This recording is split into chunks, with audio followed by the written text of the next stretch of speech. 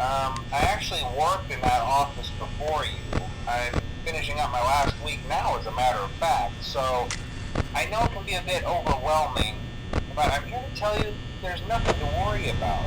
You'll be fine. So let's just focus on getting you through your first week, okay? Let's see. First, there's an introductory greeting from the company that I'm supposed to read. It's kind of a legal thing, you know. Welcome to Freddy Fazbear's Pizza, a magical place for kids and grown-ups alike, where fantasy and fun come to life. Fazbear Entertainment is not responsible for damage to property or person. Upon discovering that damage or death has occurred, a missing person report will be filed within 90 days or as soon as property and premises have been thoroughly cleaned and bleached and the carpets have been replaced. Blah, blah, blah. Now, that might sound bad, I know, but there's really nothing to worry about. The animatronic characters here do get a bit quirky at night, but do I blame them? No. If I were forced to sing those same stupid songs for 20 years and I never got a bath, I'd probably be a bit irritable at night too.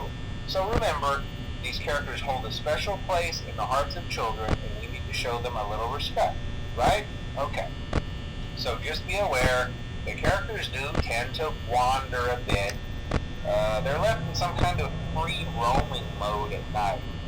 Something about their servos locking up if they get turned off for too long. They used to be allowed to walk around during the day too, but then there was the bite of 87. Yeah, it's amazing that the human body can live without the frontal lobe, you know? Now, concerning your safety, the only real risk to you as a night watchman, if any, is the fact that these characters, if they happen to see you after hours, probably won't recognize you as a person. They'll most likely see you as a metal endoskeleton without its costume on.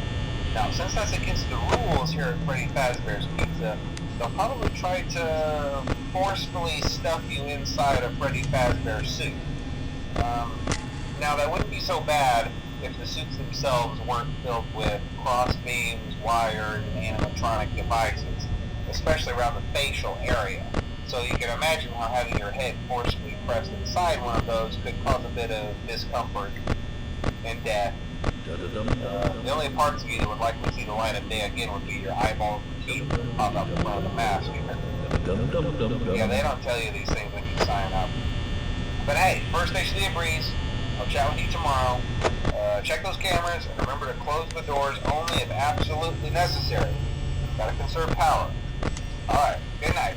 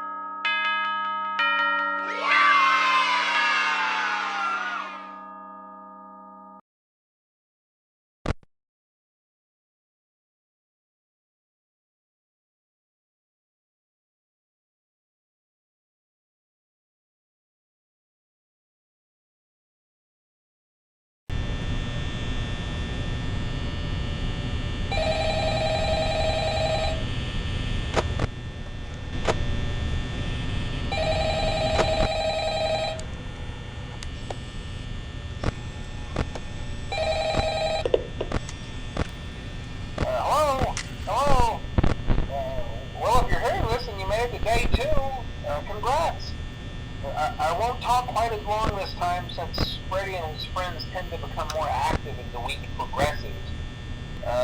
It might be a good idea to peek at those cameras while I talk, just to make sure everyone's in their proper place, you know. Interestingly enough, Freddy himself doesn't come off stage very often.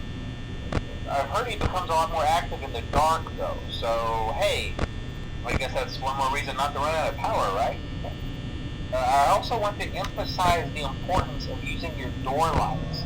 There are blind spots in your camera views, and those blind spots happen to be right outside your doors. So if you can't find something or someone on your cameras, be sure to check the door light. You might only have a few seconds to react. Not that you would be in any danger, of course. I'm not implying that. Also, check on the curtain in Pirate Cove from time to time. The character in there seems unique in that he becomes more active if the cameras remain off for long periods of time. I guess he doesn't like being watched. I don't know. Anyway, I'm sure you have everything under control. Talk to you soon.